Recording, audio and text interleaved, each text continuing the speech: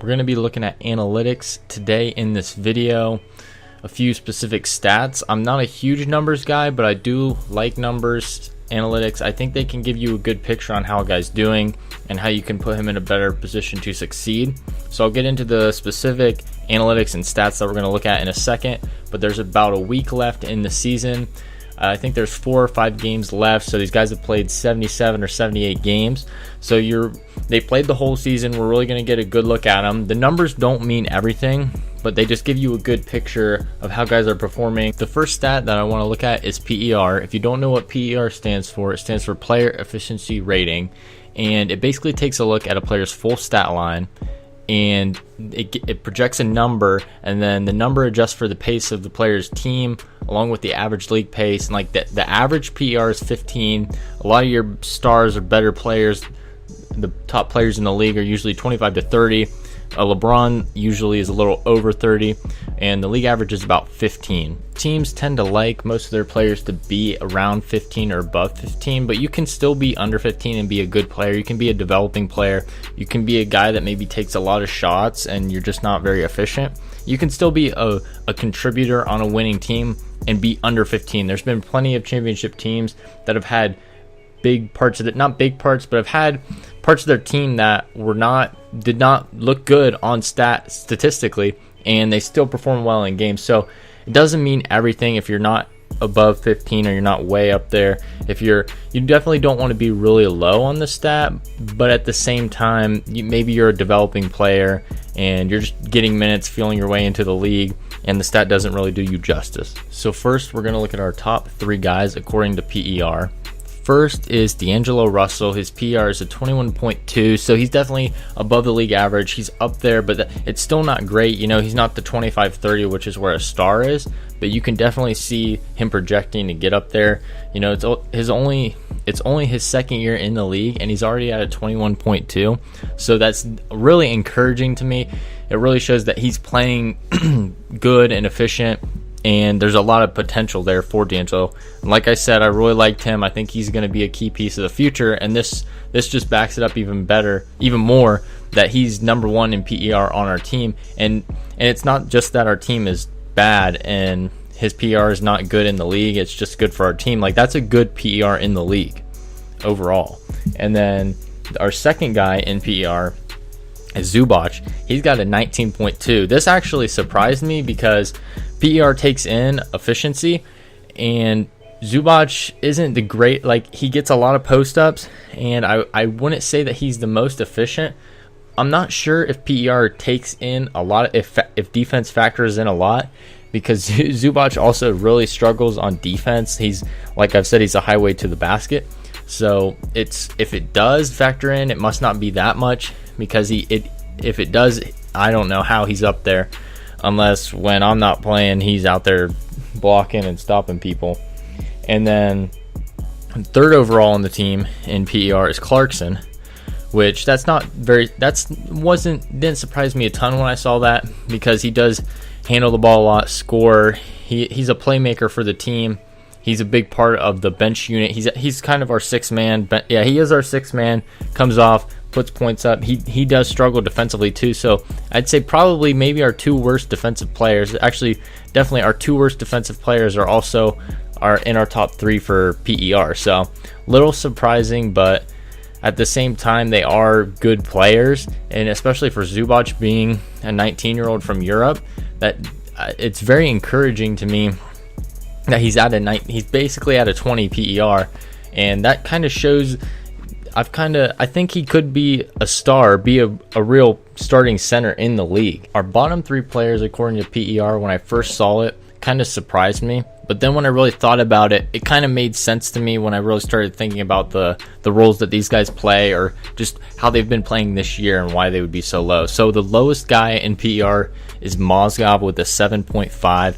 And when I really think about it, offensively, he doesn't get the ball a lot. He might get a few post-ups every game, but he's not a big threat underneath. We're not posting him up all the time. So he's definitely not scoring on all his post-ups, which isn't going to look good. His mid-range is iffy. He hits them sometimes, but he's not knocking them down. So that's definitely going to hurt your PER.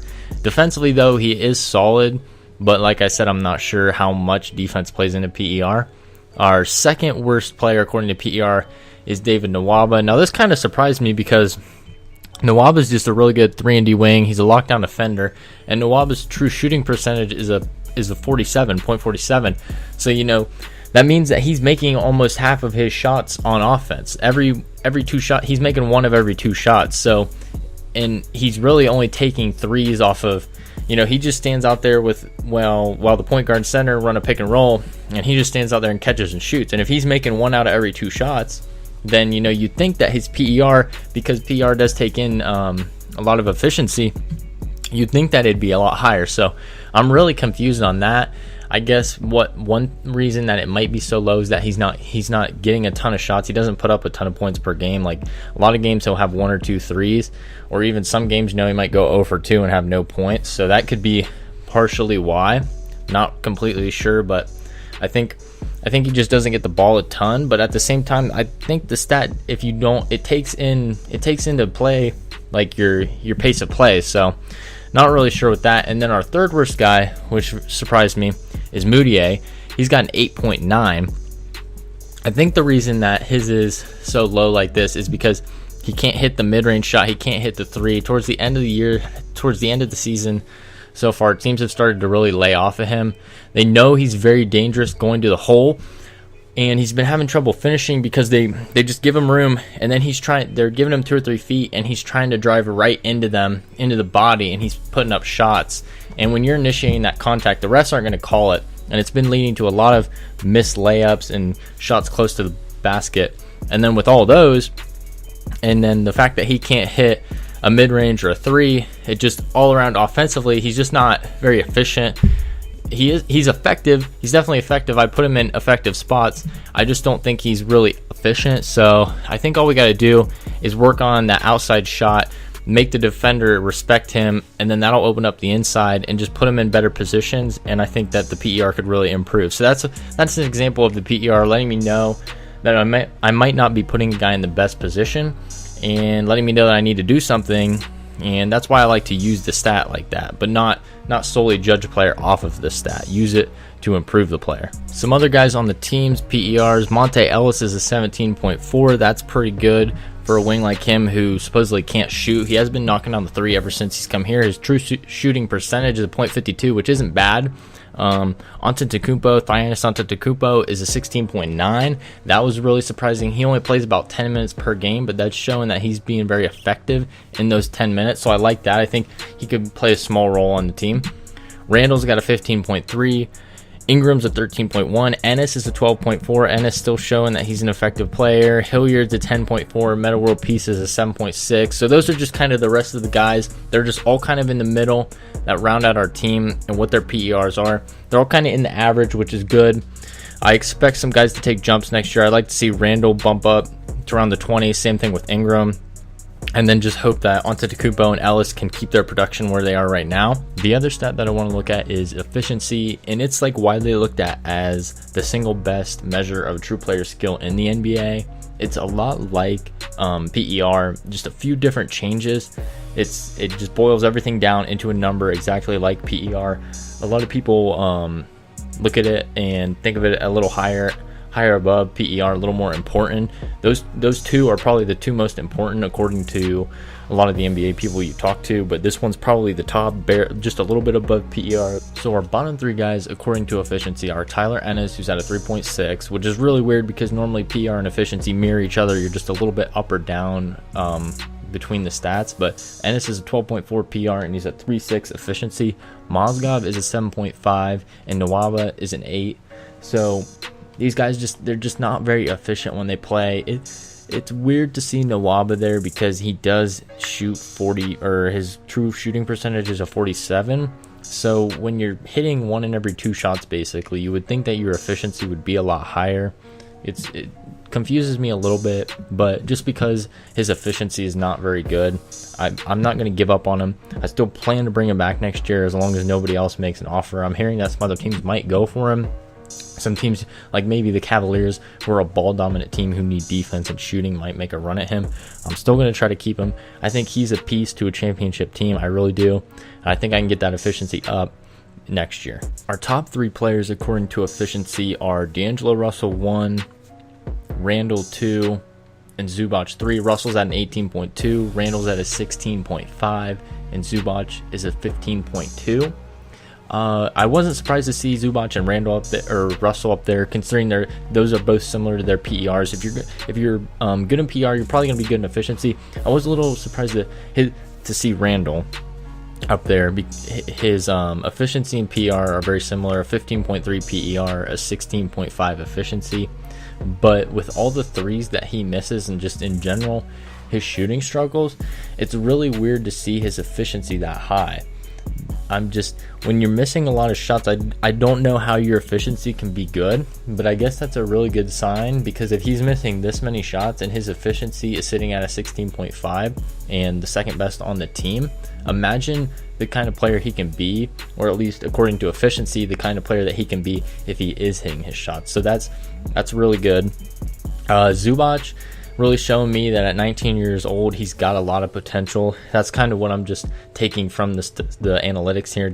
That's pretty much all I'm taking, is that there is a lot of potential there. Even though he struggles defensively, he can still be a very effective NBA player. He just needs time, experience, and learning to improve.